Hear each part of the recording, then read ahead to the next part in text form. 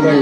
और जैसे ही मैया यशोदा ने महल के दरवाजे खोले और भोले बाबा के जब दर्शन किए, मैया यशोदा तो उल्टी सी ऐसे विचित्र, महाराज क्या बात है, क्या चाहिए आपको? शंकर भगवान बोले तुम्हारे लाला के दर्शन करने आए हैं। मैया यशोदा ने एक बार भोले बाबा का नीचे से ऊपर तक दर्शन कर, आपको वो भी हम अपने लाला का दर्शन करें? अरे 80 वर्ष की गुड़िया जब आपको देख के डर रही है तो फिर मेरा लाला तो अभी 1 वर्ष का भी नहीं ना, मैं अपने लाला को नहीं कर। शंकर भगवान बोले मैया करा दे, किसी ज्यादा नहीं, 2 ही मिनट के लिए दर्शन कर। मैया यशोदा बोली बाबा प्रयास करती, लेकिन आपके गले में जो सर्प और बार बार ये जीव लिप लिप लिप लिप कर रहा, मैंने अपने लाला को।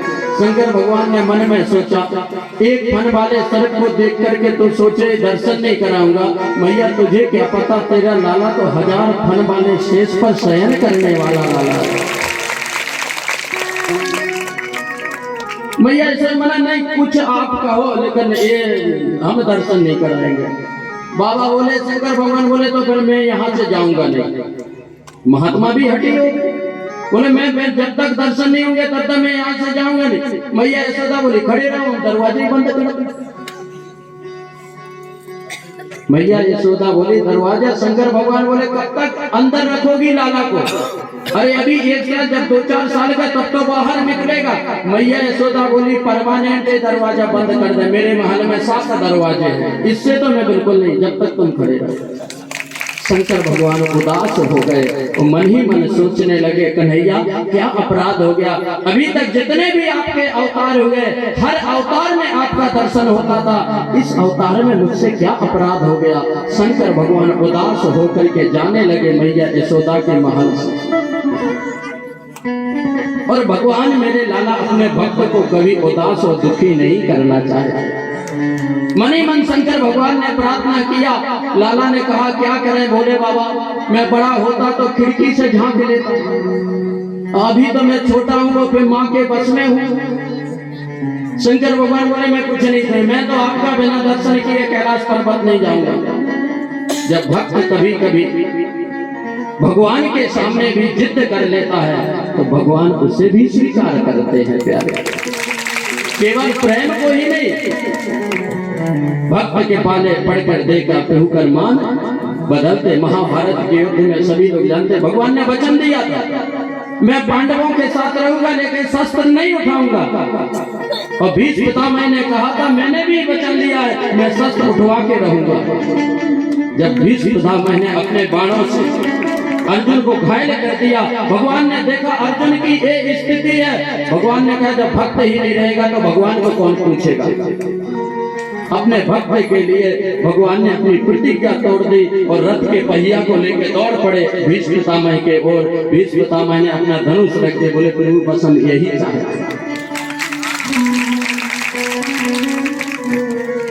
शंकर भगवान बोले कुछ बहाना नहीं, आप छोटे रहो चाहे माँ के बस में रहो, मुझे तो दर्शन चाहिए। शंकर भगवान उदास होकर के धीरे धीरे आगे बढ़ने लगे। भगवान ने सोचा क्या करें। मैया यशोदा लाला को पल्ला में सुलाई थी और रसोई घर में कार्य कर रही थी। तब तक लाला ने सोचा क्या उपाय करूं, तो मेरे लाला ने बड़े जोर से रोना शुरू कर दिया। इतने जोर से रोना शुरू किए, इतने जोर से मैया यशोदा दौड़ी दौड़ी आई, अरे क्या हुआ? अभी तो लाला आराम से स्नान करके श्रृंगार करा के मैंने, अब क्या होगा? कभी मैया यशोदा दूध पिलाती है, कभी हिलाती है, कभी डुलाती है, तब के कभी सीने पे चिपका करके थपकी मारती है, लेकिन लाला रोना बंद ही नहीं कर रहे। वो माँ का प्राण ही लाला है। लाला के नेत्रों से आंसुओं की धार बहने लगी। मैया यशोदा परेशान, कभी इधर ले जाती कभी इधर ले जाती। जब आसपास की गोपिकाओं ने लाला के रोने की आवाज को सुना तो गोपी भी लाला को अपना प्राण वल्लभ समझती हैं। गोपी भी नहीं रोक पाई, मेरे प्राण वल्लभ रो रहा। सभी गोपी दौड़ी दौड़ी, अरे मैया यशोदा क्या हुआ, लाला को क्या हुआ? कोई गोद में लेती, कोई हिलाते, कोई डुलाते, कोई भजन कराते, कोई आंसू पहुंचते, लेकिन लाला तो बड़े जोर जोर से आंखों से आंसू।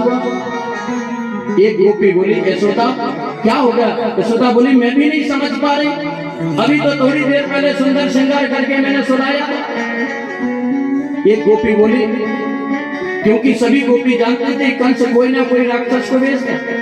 जब मेरे कन्हैया 6 दिन के थे पूतना आई, 6 महीने के थे सट्टा छुड़ाया, 10 महीने के हुए तड़ा बढ़ता है, वे कोई राक्षस को पूतना से बोली बता सुबह सुबह कोई आया था क्या?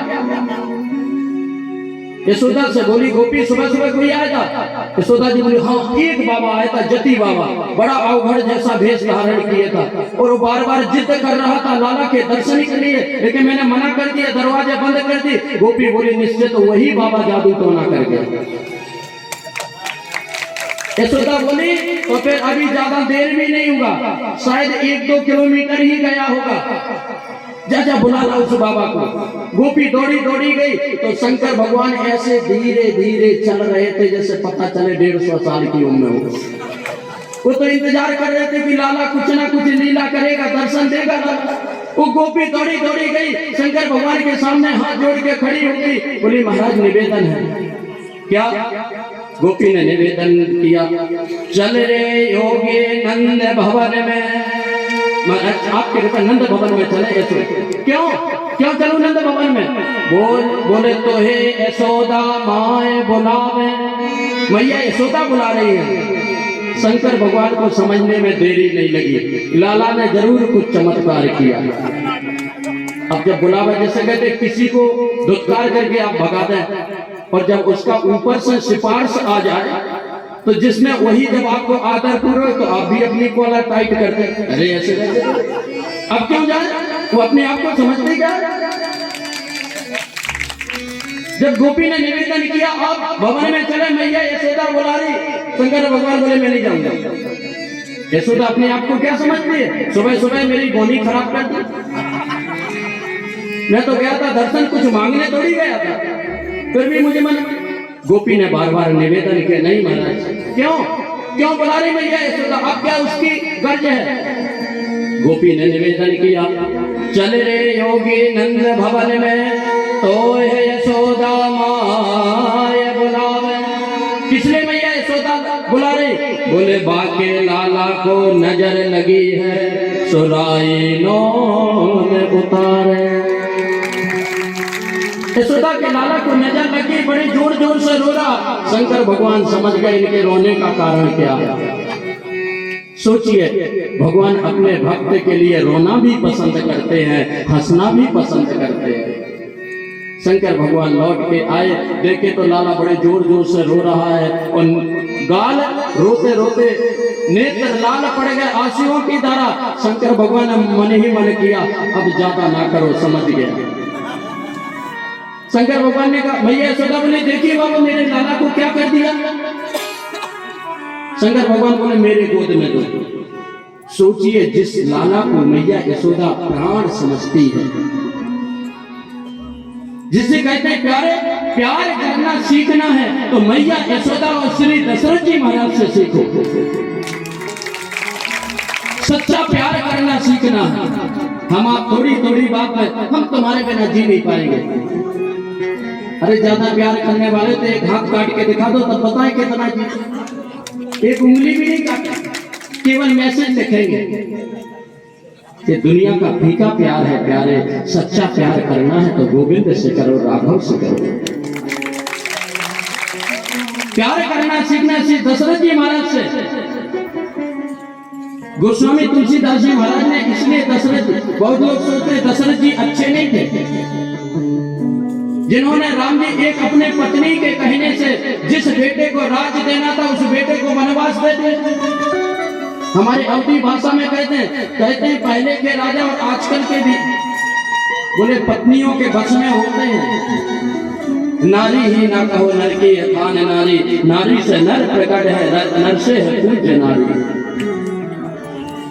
लेकिन धन्य है दशरथ जी महाराज का जो राम जी के प्राण, एक पत्नी के बस में आकर के नहीं, प्यार करना तो दशरथ से सीखो। क्या गोस्वामी तुलसीदास जी महाराज ने जब दशरथ जी की वंदना की तब लिखा है, बंदो अब देववाल सत्य प्रेम जहि राम पद। किस दशरथ की वंदना कर रहा हूँ? उस दशरथ की जिसका सच्चा प्रेम था राम जी के पदों में, राम जी के चरणों में सच्चा प्रेम था। बोले क्या? बिछड़त दीन दयाल, कि जिस राम के बन जाते ही दशरथ ने पिय तन तन इड पहल हाराओ, इन सबसे अमूल्य प्राणों को भी तिनका के समान त्याग दिया। जो राम के बिना जीना न सीखे वो दुनिया में किसी काम का नहीं है। सत्य प्रेम जय राम पद, ऐसे दशरथ की मैं वंदना करता। मैया कौशल्या जिस लाला को लाड़ प्यार करती है, उस लाला को जब शंकर भगवान ने कहा मेरे गोद में दो, वो भी गले में सर पे बार बार जीव निकाल रहा। माँ ने किसी तरह अपने सीना को पत्थर करके, जैसे कहते हैं छाती पर पत्थर रखे, आंख बंद करके, मन नहीं कर रहे बाबा के हाथ में कैसे दे, अगर नहीं देते तो लाला रोना बंद नहीं कर रहा। नेत्र बंद करके किसी तरह सीने को पत्थर बना करके शंकर भगवान के जैसे ही हाथ में दिया, शंकर भगवान के हाथ में लाला जाते ही बड़े जोर जोर से हंसना शुरू कर दिया। मैया यशोदा ने कहा लाओ लाओ, अब तो ठीक हो गया। मैया यशोदा के गोद में लाला आते तो रोते हैं, और शंकर भगवान के गोद में जाते हैं तो लाला हंसते हैं। मैया यशोदा समझ गए बड़ा चमत्कारी बाबा, क्योंकि चमत्कार को ही नमस्कार। मैया यशोदा ने कहा, जब लाला के शंकर भगवान ने दर्शन कर लिए, मैया यशोदा ने कहा ऐसे चमत्कारी बाबा को दूर नहीं भेजना चाहिए। मैया यशोदा ने निवेदन किया, रह रे योगी नंद भवन में, महाराज आप जाइए ना, अब आप यहीं रहो। क्योंकि पहले दिन बताया था सुर नर मुनि सबकी यह रीति, स्वार्थ लाख करें सब प्रीति। मैया यशोदा समझ गई ये तो काम का बाबा है, अब इसको भेजो मत। रह रे योगी नंद भवन में, बिज में बासो कीजिए। आप कहीं जाना महाराज, यही बहुत बड़ा महल है। गोकुल में जिस घर में कहिए उसी घर में आपकी व्यवस्था, वहीं आप रहिए, यही पूजा पाठ करिए। मैया यशोदा ने जब रुकने के लिए कहा, शंकर भगवान बोले आपको तो घाटा ही घाटा, भोजन कराना पड़ेगा, पैतान दक्षिणा देने। महात्मा को कहते रमते जोगा बहते पानी।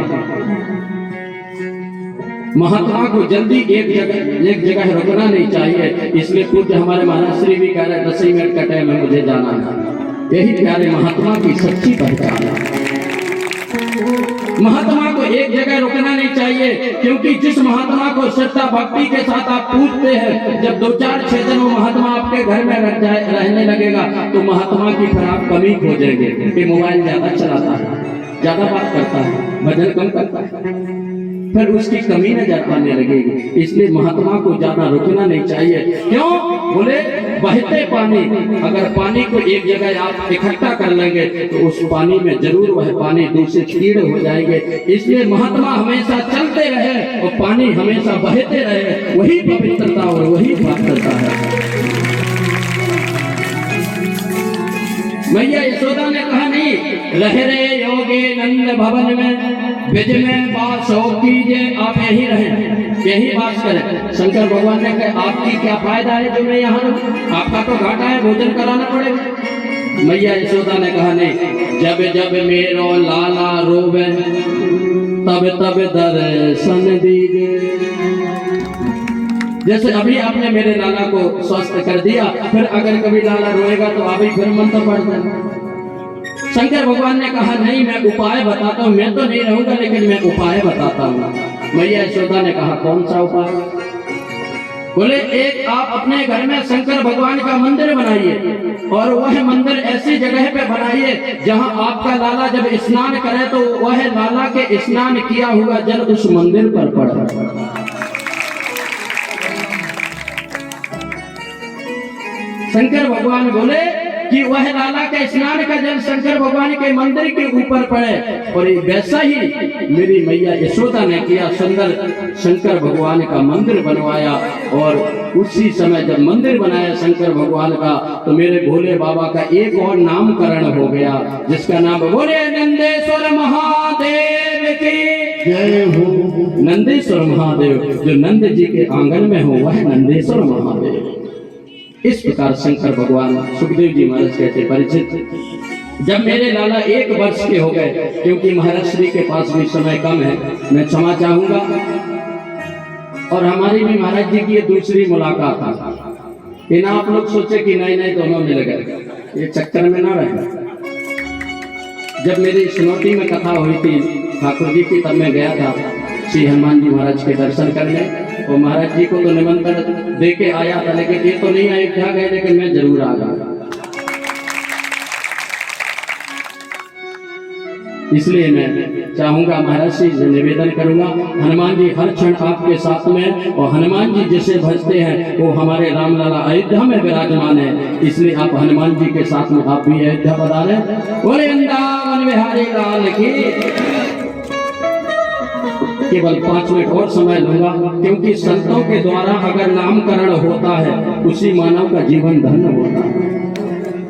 1 वर्ष के जब मेरे कन्हैया हो गए तो उस नंद बाबा के आंगन में 2 बालक खेलते हैं, एक लाला और जो दूसरे रोहिणी के गर्भ से जन्म लिए थे। कल मैंने आपने कथा के माध्यम से श्रवण किया था, देवकी का जो 7वां गर्भ था योग माया के माध्यम से रोहिणी के गर्भ में आ गया था, क्योंकि रोहिणी वसुदेव की पहली पत्नी थी और देव की 7वीं पत्नी थी। यशोदा की बचपन की सहेली थी रोहिणी, इसलिए ज्यादातर नंद बाबा के यशोदा के यहाँ रहती थी गोकुल में।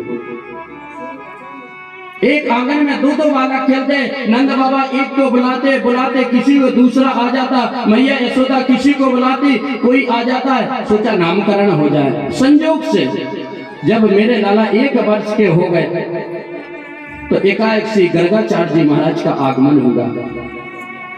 नंद बाबा ने सोचा अच्छा हुआ, ये भगवान की कृपा है जो संत के दर्शन हो गए। नंद बाबा ने सोचा कि 1 पंथ 2 काज, एक तो संत का दर्शन हो गया, और गर्गाचार्य जी से निवेदन किया महाराज आप संत के आशीर्वाद से 2 लाला है, मुझे आप कृपा करके नामकरण कर दें। गर्गाचार्य जी ने मना कर दिया, नहीं महाराज ये बवाल में हमने। क्यों? बोले क्योंकि आप जो भी उत्सव मनाते हैं उस उत्सव में दुष्ट पापी कंस कोई ना कोई राक्षस को भेजता है। आपने जन्मोत्सव मनाया, पूतना आ गई, सक्तासुर आया, तनावर्त आया, फिर आप नामकरण का उत्सव मनाएंगे तो भी कोई ना कोई। मैं नहीं चाहता हूं कि मेरे कारण आपके लाला के जीवन में कोई कष्ट। नंद बाबा ने कहा अगर आप ऐसा कहें तो हम किसी को नहीं बुलाएंगे, चुपचाप नामकरण कर, काहे के लिए फालतू व्यर्थ का खर्च कर। आजकल के जजमान भी चाहते जितने कम से कम में काम हो जाए। ज्यादा लोगों को न्योता देंगे तो फिर भोजन कराना पड़ेगा, दक्षिणा देना पड़ेगा। नंद बाबा बोले किसी को नहीं बुलाएंगे। गर्गाचार्य जी बोले ठीक है।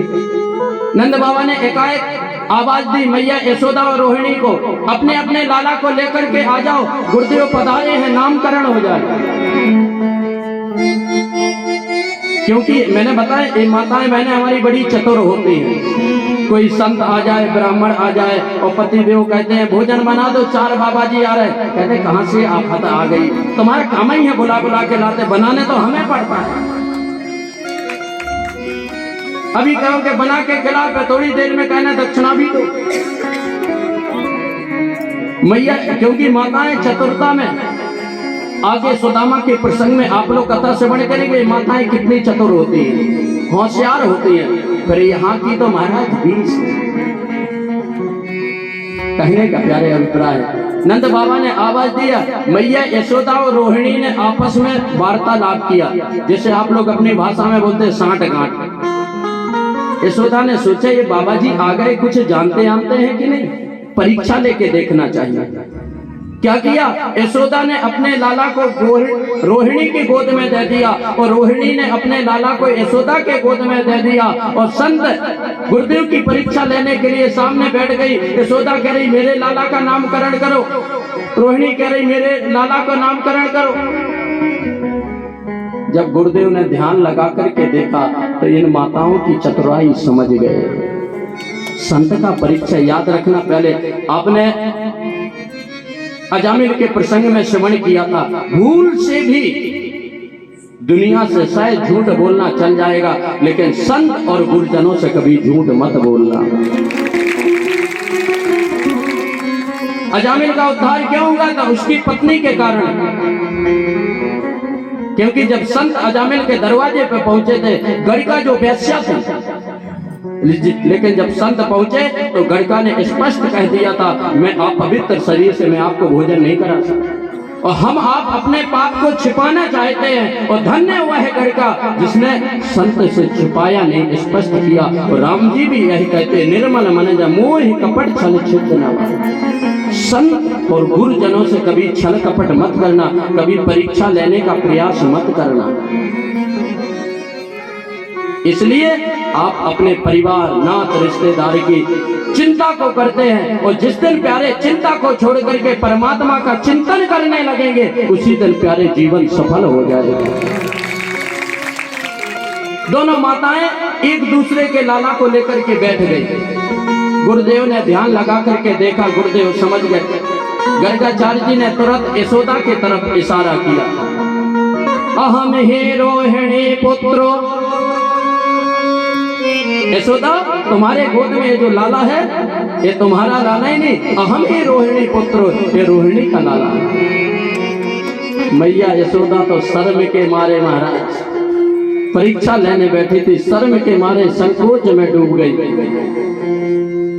तुरंत आज के सांसारिक दृष्टि, जब कोई होशियार शिष्य की चोरी पकड़ जाए तो सोचता है ऐसा करो, अब तो गुरुजी की नजर में हम पकड़ गए, ऐसा करो दान दक्षिणा कुछ बढ़ा दो तो गुरुजी सब भूल जाएगा। अहम ही रोहिणी पुत्रो रम्यम सोह दो गुड़ाई। तुरंत यशोदा ने सोने की अंगूठी उतारी और गुरुजी के चरणों में रख दी। गुरुदेव क्षमा करें, गलती हो गई। जैसे मैंने बताया, जब से अंग्रेजी चली महाराज, सॉरी प्लीज की धज्जियां उड़ा दे।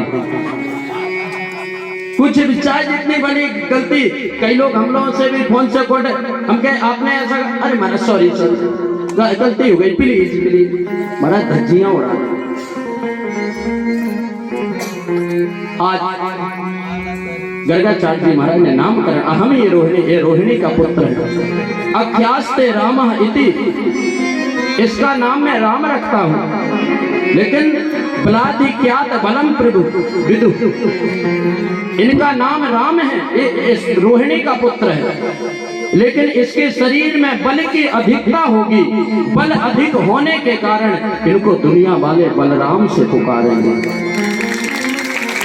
बलभद्र कहेंगे, दाऊ भैया कहेंगे, हल को ये धारण करेंगे, इसलिए हलधर भी इनको कहेंगे। और कहा, कभी गुरुदेव कहना चाहते थे, लेकिन भगवान ने इशारा कर दिया कि कहीं मेरी पोल पट्टी खुल ना जाए, इसलिए गुरुदेव ने कहा, कभी एक गर्भ से दूसरे